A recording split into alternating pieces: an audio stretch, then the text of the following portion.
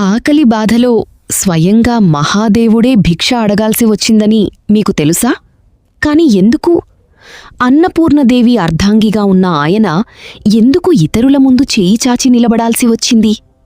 ఈ కథ కైలాసం నుండి ప్రారంభమవుతుంది. ఒకరోజు ధ్యానం భంగం కావడంతో మహాదేవుడన్నారు, ఈ జగత్తంతా మాయ, అన్నం కూడా మాయే. అది విన్న పార్వతీదేవి క్షణమాగిపోయింది.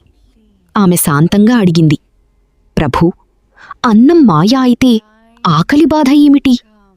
మహాదేవుడు సమాధానమిచ్చారు, ఏది పుడుతుందో అది నశించేది. అన్నం కూడా క్షణికమే. దేవి కన్నుల్లో బాధ మెరుస్తోంది. ఆమె నెమ్మదిగా చెప్పింది, సరే, అయితే మీరు స్వయంగా చూడండి, అన్నం లేకపోతే జగత్తెలా ఉంటుందో. అంతే చెప్పి ఆమె అంతర్ధానమయ్యింది. ఆ క్షణం నుంచి భూమిపై అన్నమంతా మాయమయ్యింది. పంటలు ఎండిపోయాయి. ఇళ్లలో పాత్రలు ఖాళీ అయ్యాయి. భూమిపైనే కాదు, కైలాసంలో కూడా ఒక్క గింజ అన్నం మిగలలేదు. మొదట మహాదేవుడు నవ్వారు, ఇది అంతా మాయే. కాని కాలం గడిచింది. ఆకలి శరీరాన్ని కంపింపజేసి చివరికి ఆయన భూమికి వచ్చారు. రాజుల ద్వారాలు తట్టారు. అన్నం లేదు. ఋషుల ఆశ్రమాలకు వెళ్లారు. అన్నం లేదు. ఇంటినుంచి ఇంటికి భిక్ష అడిగారు. కాని ప్రతి పాత్ర ఖాళీగానే ఉంది. పూర్తి భూమిని తిరిగినా ఒక్క గింజ అన్నం కూడా దొరకలేదు.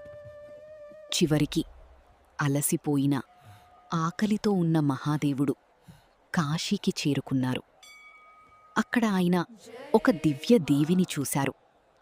బంగారు కాంతితో ప్రకాశిస్తూ, చేతిలో అన్నంతో నిండిన పాత్రతో అందరికీ భోజనం పంచుతోంది. ఆమె ఎవరో కాదు, స్వయంగా పార్వతీదేవి, అన్నపూర్ణ రూపంలో. మహాదేవుడు ఆగిపోయారు. నెమ్మదిగా తన భిక్షపాత్రను ముందుకు చాపారు. దేవి ఆయనను చూసింది. కోపం లేదు, తిట్టడం లేదు, కేవలం ఒక మౌనమైన ఉపదేశం. ఆమె స్వయంగా అన్నం వడ్డించింది. ఆ రోజు మహాదేవుడు గ్రహించారు, అన్నం మాయ కాదు, అన్నమే జీవితం, అన్నమే శక్తి. శక్తి లేకుండా శివుడు కూడా సంపూర్ణుడు కాదు. ఈ కథ అవమానం గురించి కాదు, అహంకారం కరిగిపోయే పాఠం. ఇది అన్నం మహిమను గుర్తు చేస్తుంది. గుర్తుంచుకోండి, మన జీవితం నడిపించి అన్నాన్ని ఎప్పుడూ తక్కువగా చూడకండి. ఈ కథ మీ హృదయాన్ని తాకితే కామెంట్లో రాయండి. జై అమ్మ అన్నపూర్ణ.